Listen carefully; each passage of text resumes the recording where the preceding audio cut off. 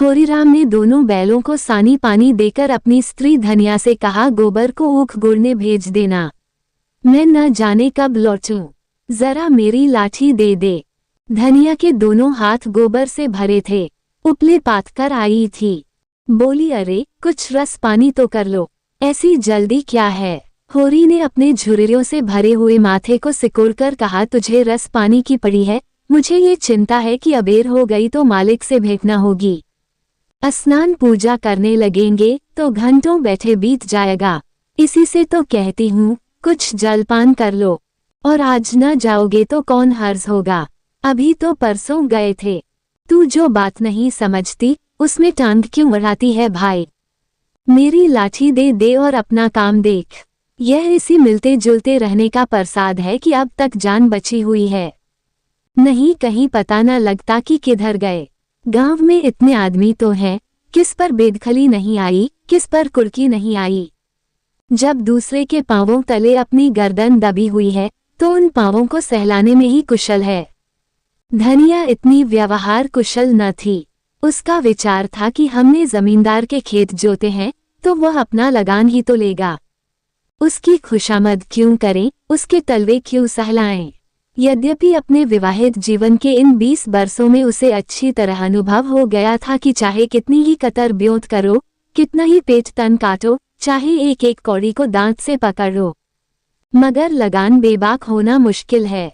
फिर भी वह हार न मानती थी और इस विषय पर स्त्री पुरुष में आए दिन संग्राम छिड़ा रहता था। उसकी 6 संतानों में अब केवल 3 जिंदा हैं, एक लड़का गोबर कोई 16 साल का और 2 लड़कियां सोना और रूपा 12 और 8 साल की। 3 लड़के बचपन ही में मर गए। उसका मन आज भी कहता था अगर उनकी दवादारू होती तो वे बच जाते, पर वह एक धेले की दवा भी न मंगवा सकी थी। उसकी ही उम्र अभी क्या थी, 36वां ही साल तो था, पर सारे बाल पक गए थे, चेहरे पर झुर्रियां पड़ गई थीं, सारी देह ढल गई थी। वह सुंदर गेहुआ रंग संवला गया था और आंखों से भी कम सूझने लगा था। पेट की चिंता ही के कारण तो कभी तो जीवन का सुख न मिला। इस चिरस्थायी जीर्णावस्था ने उसके आत्मसम्मान को उदासीनता का रूप दे दिया था। जिस गृहस्थी में पेट की रोटियां भी न मिले उसके लिए इतनी खुशामद क्यों। इस परिस्थिति से उसका मन बराबर विद्रोह किया करता था और 2-4 घुड़कियां खा लेने पर ही उसे यथार्थ का जनान होता था। उसने परास्त होकर होरी की लाठी, मिर्जाई, जूते, पगड़ी और तमाकू का बटुआ लाकर सामने पटक दिए। होरी ने उसकी ओर आंखें तरेर कर कहा, क्या ससुराल जाना है जो 5 पोशाक लाई है। ससुराल में भी तो कोई जवान साली सलहज नहीं बैठी है जिसे जाकर दिखाऊं। होरी के गहरे सांवले पिचके हुए चेहरे पर मुस्कुराहट की मृदुता झलक पड़ी। धनिया ने लजाते हुए कहा, ऐसे ही तो बड़े सजीले जवान हो कि साली सलहजें तुम्हें देखकर रीझ जाएंगी। होरी ने फटी हुई मिर्जई को बड़ी सावधानी से तह करके खाट पर रखते हुए कहा, तो क्या तू समझती है मैं बूढ़ा हो गया, अभी तो 40 भी नहीं हुए। मर्द 60 पर पाठे होते हैं, जाकर शीशे में मुंह देखो, तुम जैसे मर्द 60 पर पाठे नहीं होते। दूध घी अंजन लगाने तक को तो मिलता नहीं, पाठे होंगे। तुम्हारी दशा देख देखकर तो मैं और भी सूखी जाती हूँ कि भगवान ये बुढ़ापा कैसे कटेगा, किसके द्वार पर भीख मांगेंगे। होरी की वह क्षणिक मृदुता यथार्थ की इस आंच में जैसे झुलस गई। लकड़ी संभालता हुआ बोला, 60 तक पहुँचने की नौबत न आने पाएगी धनिया, इसके पहले ही चल देंगे।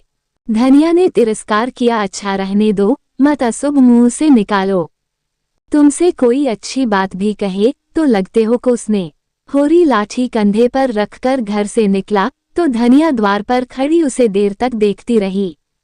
उसके इन निराशा भरे शब्दों ने धनिया के चोट खाए हुए हृदय में आतंकमय कंपन सा डाल दिया था। वह जैसे अपने नारीत्व के संपूर्ण तप और व्रत से अपने पति को अभय दान दे रही थी। उसके अंतःकरण से जैसे आशीर्वादों का व्यूह सा निकलकर होरी को अपने अंदर छिपाए लेता था। विपन्नता के इस अथाह सागर में सुहाग ही वह तृण था जिसे पकड़े हुए वह सागर को पार कर रही थी। इन असंगत शब्दों ने यथार्थ के निकट होने पर भी मानो झटका देकर उसके हाथ से वह तिनके का सहारा छीन लेना चाहा। बिल्कुल यथार्थ के निकट होने के कारण ही उनमें इतनी वेदना शक्ति आ गई थी। काना कहने से काने को जो दुख होता है वह क्या दो आंखों वाले आदमी को हो सकता है। होरी कदम बढ़ाए चला जाता था। पगडंडी के दोनों ओर ऊख के पौधों की लहराती हुई हरियाली देखकर उसने मन में कहा, भगवान कहीं गौ से बरखा कर दे और दाढ़ी भी सुबीते से रहे तो एक गाय जरूर लेगा। देशी गायें तो न दूध दे न उनके बछड़े ही किसी काम के हों। बहुत हुआ तो तेली के कोल्हू में चले, नहीं वो पछाई गाय लेगा, उसकी खूब सेवा करेगा, कुछ नहीं तो 4-5 सेर दूध होगा। गोबर दूध के लिए तरस तरस कर रह जाता है। इस उम्र में न खाया पिया तो फिर कब खाएगा। साल भर भी दूध पी ले तो देखने लायक हो जाए। बछड़े भी अच्छे बैल निकलेंगे। 200 से कम की गोई न होगी। फिर गऊ से ही तो द्वार की शोभा है। सवेरे सवेरे गऊ के दर्शन हो जाया तो क्या कहना। न जाने कब ये साध पूरी होगी, कब वह शुभ दिन आएगा। हर एक गृहस्थ की भांति होरी के मन में भी गऊ की लालसा चिरकाल से संचित चली आती थी। यही उसके जीवन का सबसे बड़ा स्वप्न, सबसे बड़ी साध थी। बैंक सूद से चैन करने या जमीन खरीदने या महल बनवाने की विशाल आकांक्षाएं उसके नन्हे से हृदय में कैसे समातीं। जेठ का सूर्य आमों के झुरमुट में से निकलकर आकाश पर छाई हुई लालिमा को अपने रजत प्रताप से तेज प्रदान करता हुआ ऊपर चढ़ रहा था और हवा में गमीर आने लगी थी।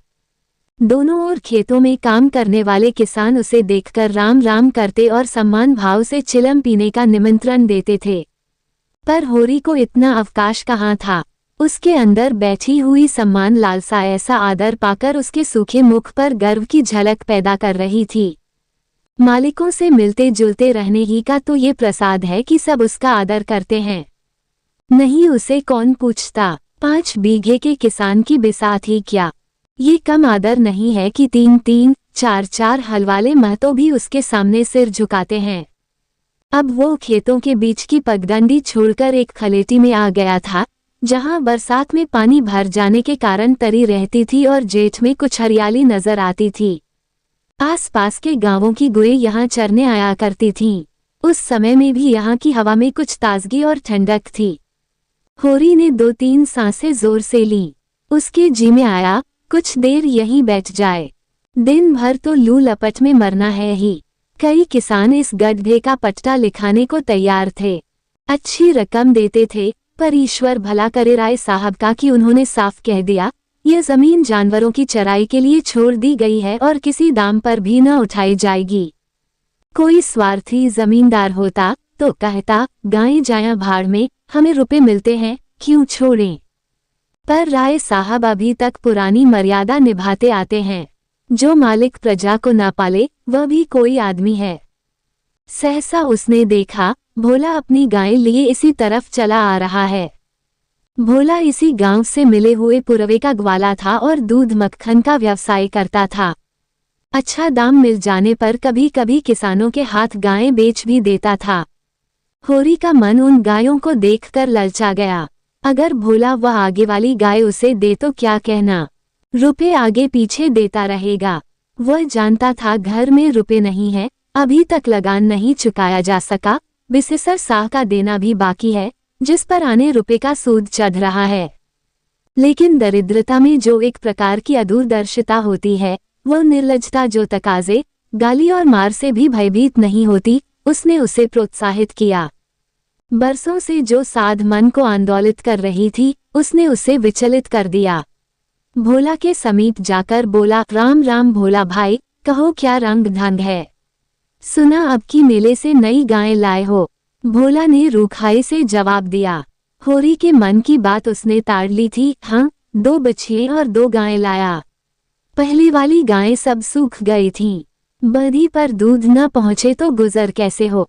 होरी ने आने वाली गाय के पुट्ठे पर हाथ रखकर कहा, दुधार तो मालूम होती है, कितने में ली। भोला ने शान जमाई, अब की बाजार बड़ा तेज रहा महतो, इसके 80 रुपए देने पड़े। आंखें निकल गईं। 30-30 रुपए तो दोनों कलोरों के दिए। 30 पर गाहक रुपए का 8 सेर दूध मांगता है। बड़ा भारी कलेजा है तुम लोगों का भाई, लेकिन फिर लाए भी तो वह माल की यहाँ 10-5 गांवों में तो किसी के पास निकलेगी नहीं। भोला पर नशा चढ़ने लगा। बोला राय साहब इसके 100 रुपए देते थे, दोनों कलोरों के 50-50 रुपए, लेकिन हमने न दिए। भगवान ने चाहा तो 100 रुपए इसी बयान में पीट लूंगा। इसमें क्या संदेह है भाई, मालिक क्या खाके लेंगे, नजराने में मिल जाए तो भले ले लें। ये तुम ही लोगों का गुदार है कि अंजुली भर रुपए तकदीर के भरोसे गिन देते हो। यही जी चाहता है कि इसके दर्शन करता रहूं। धन्य है तुम्हारा जीवन की गौं की इतनी सेवा करते हो, हमें तो गाय का गोबर भी मयस्सर नहीं। गिरस्त के घर में एक गाय भी न हो तो कितनी लज्जा की बात है। साल के साल बीत जाते हैं, गोरस के दर्शन नहीं होते। घरवाली बार बार कहती है भोला भैया से क्यों नहीं कहते। मैं कह देता हूँ कभी मिलेंगे तो कहूँगा, तुम्हारे स्वभाव से बड़ी प्रसन्न रहती है। कहती है ऐसा मर्द ही नहीं देखा कि जब बातें करेंगे नीची आंखें करके कभी सिर नहीं उठाते। उद्धरण। भोला पर जो नशा चढ़ रहा था उसे इस भरपूर प्याले ने और गहरा कर दिया। बोला भला आदमी वही है जो दूसरों की बहू बेटी को अपनी बहू बेटी समझे। जो दुष्ट किसी महरिया की ओर ताके उसे गोली मार देना चाहिए। ये तुमने लाख रुपये की बात कह दी भाई। बस सज्जन वही जो दूसरों की आबरू को अपनी आबरू समझे। उद्धरण। जिस तरह मर्द के मर जाने से औरत अनाथ हो जाती है, उसी तरह औरत के मर जाने से मर्द के हाथ पांव टूट जाते हैं। मेरा तो घर उजड़ गया महतो, कोई एक लोटा पानी देने वाला भी नहीं। उद्धरण। गत वर्ष भोला की स्त्री लू लग जाने से मर गई थी। ये होरी जानता था, लेकिन 50 बरस का खनखड़ भोला भीतर से इतना स्निग्ध है वह न जानता था। स्त्री की लालसा उसकी आंखों में सजल हो गई थी। होरी को आसन मिल गया, उसकी व्यवहारिक कृषक बुद्धि सजग हो गई। पुरानी मसल झूठी थोड़ी है, बिन घरनी घर भूत का डेरा। कहीं सगाई नहीं ठीक कर लेते, ताक में हूँ महतो, पर कोई जल्दी फंसता नहीं। 150 खर्च करने को भी तैयार हूँ, जैसी भगवान की इच्छा। अब मैं भी फिर्क में रहूंगा, भगवान चाहेंगे तो जल्दी घर बस जाएगा। बस यही समझ लो कि उबर जाऊंगा भैया। घर में खाने को भगवान का दिया बहुत है। 4 पसेरी रोज दूध हो जाता है, लेकिन किस काम का। मेरे ससुराल में एक महरिया है, 3-4 साल हुए उसका आदमी उसे छोड़कर कलकत्ते चला गया। बेचारी पिसाई करके गुजर कर रही है।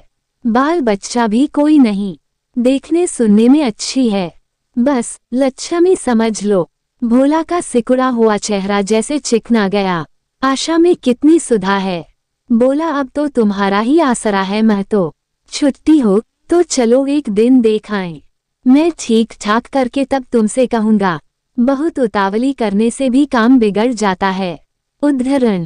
जब तुम्हारी इच्छा हो तब चलो, उतावली काहे की। इस कब्री पर मन ललचाया हो तो ले लो। उद्धरण। ये गाय मेरे मान की नहीं है दादा, मैं तुम्हें नुकसान नहीं पहुंचाना चाहता। अपना धर्म यह नहीं है कि मित्रों का गला दबाएं। जैसे इतने दिन बीते हैं वैसे और भी बीत जाएंगे। तुम तो ऐसी बातें करते हो होरी जैसे हम तुम दो हैं। तुम गाय ले जाओ, दाम जो चाहे देना। जैसे मेरे घर रही वैसे तुम्हारे घर रही। 80 रुपए में ली थी, तुम 80 रुपये ही दे देना। जाओ, लेकिन मेरे पास नगद नहीं है दादा, समझ लो। तो तुमसे नगद मांगता कौन है भाई। होरी की छाती गज भर की हो गई। 80 रुपए में गाय महंगी न थी। ऐसा अच्छा डील डॉल, दोनों जून में 6-7 सेर दूध, सीधी ऐसी की बच्चा भी दो ले। इसका तो एक एक बाछा 100-100 का होगा। द्वार पर बंधेगी तो द्वार की शोभा बढ़ जाएगी। उसे अभी कोई 400 रुपए देने थे, लेकिन उधार को वह एक तरह से मुफ्त समझता था। कहीं भोला की सगाई ठीक हो गई तो 1-2 साल तो वह बोलेगा भी नहीं। सगाई न भी हुई तो होरी का क्या बिगड़ता है। यही तो होगा, भोला बार बार तगादा करने आएगा, बिगड़ेगा, गालियां देगा। लेकिन होरी को इसकी ज्यादा शर्म न थी। इस व्यवहार का वह आदी था। कृषक के जीवन का तो ये प्रसाद है। भोला के साथ वह छल कर रहा था और यह व्यापार उसकी मर्यादा के अनुकूल था। अब भी लेन देन में उसके लिए लिखा पढ़ी होने और न होने में कोई अंतर न था। सूखे बूढ़े की विपदाएं उसके मन को भी बनाए रहती थीं। ईश्वर का रौद्र रूप सदैव उसके सामने रहता था, पर यह छल उसकी नीति में छल न था। ये केवल स्वार्थ सिद्धि थी और यह कोई बुरी बात न थी। इस तरह का छल तो वह दिन रात करता रहता था। घर में 2-4 रुपये पड़े रहने पर भी महाजन के सामने कसमें खा जाता था कि 1 पाई भी नहीं है। सन को कुछ गीला कर देना और रुई में कुछ बिनौले भर देना उसकी नीति में जायज था। और यहाँ तो केवल स्वार्थ न था, थोड़ा सा मनोरंजन भी था। बुढ़ों का बुढ़भास हास्यास्पद वस्तु है और ऐसे बुढ़ों से अगर कुछ ऐंठ भी लिया जाए तो कोई दोष पाप नहीं। भोला ने गाय की पगहिया होरी के हाथ में देते हुए कहा, ले जाओ महतो, तुम भी याद करोगे। ब्याते ही 6 सेर दूध ले लेना। चलो, मैं तुम्हारे घर तक पहुंचा दूं। शायद तुम्हें अनजान समझकर रास्तों में कुछ दिक करे। अब तुमसे सच कहता हूँ, मालिक 90 रुपए देते थे, पर उनके यहाँ गौं की क्या कदर। मुझसे लेकर किसी हाकिम हुकाम को दे देते। हाकिमों को गऊ की सेवा से मतलब, वह तो खून चूसना भर जानते हैं। जब तक दूध देती रखते, फिर किसी के हाथ बेच देते। किसके पल्ले पड़ती कौन जाने। रुपया ही सब कुछ नहीं है भैया, कुछ अपना धर्म भी तो है। तुम्हारे घर आराम से रहेगी तो यह न होगा कि तुम आप खाकर सो रहो और गऊ भूखी खड़ी रहे। उसकी सेवा करोगे, चुमकारोगे, गऊ हमें आशीर्वाद देगी। तुमसे क्या कहूँ भैया, घर में चंगुल भर भी भूसा नहीं रहा। रुपए सब बाजार में निकल गए। सोचा था महाजन से कुछ लेकर भूसा ले लेंगे, लेकिन महाजन का पहला ही नहीं चुका। उसने इनकार कर दिया। इतने जानवरों को क्या खिलावें, यही चिंता मारे डालती है। चुटकी चुटकी भर खिलाऊं तो मन भर रोज का खर्च है। भगवान ही पार लगाएं तो लगे। होरी ने सहानुभूति के स्वर में कहा, तुमने हमसे पहले क्यों नहीं कहा। हमने एक गाड़ी भूसा बेच दिया। भोला ने माथा ठोककर कहा, इसीलिए नहीं कहा भैया कि सबसे अपना दुख क्यों रोऊं। बांटता कोई नहीं, हंसते सब हैं। जो गायें सूख गई हैं उनका गम नहीं, पत्ती सत्ती खिलाकर जिला लूंगा। लेकिन अब ये तो रातें बिना नहीं रह सकती। हो सके तो 10-20 रुपये भूसे के लिए दे दो। किसान पक्का स्वार्थी होता है, इसमें संदेह नहीं। उसकी गांठ से रिश्वत के पैसे बड़ी मुश्किल से निकलते हैं। भावताव में भी वह चौकस होता है। ब्याज की एक पाई छुड़ाने के लिए वो महाजन की घंटों चिरौरी करता है।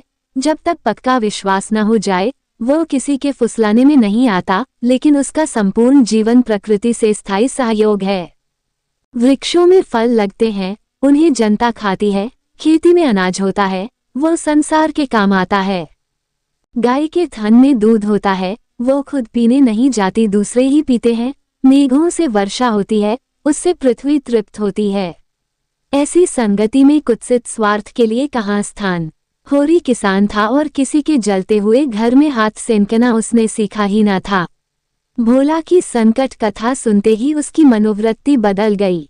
पगहिया को भोला के हाथ में लौटाता हुआ बोला, रुपए तो दादा मेरे पास नहीं है, हाँ थोड़ा सा भूसा बचा है, वो तुम्हें दूंगा।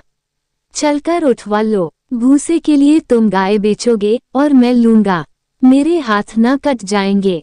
भोला ने आर्द्रकंठ से कहा, तुम्हारे बैल भूखों न मरेंगे। तुम्हारे पास भी ऐसा कौन सा बहुत सा भूसा रखा है। नहीं दादा, अब की भूसा अच्छा हो गया था। मैंने तुमसे नाहक भूसे की चर्चा की। तुम न कहते और पीछे से मुझे मालूम होता तो मुझे बड़ा रंज होता कि तुमने मुझे इतना गैर समझ लिया। अवसर पड़ने पर भाई की मदद भाई भी न करे तो काम कैसे चले। मुदा ये गाय तो लेते जाओ। अभी नहीं दादा, फिर ले लूंगा। तो भूसे के दाम दूध में कटवा लेना।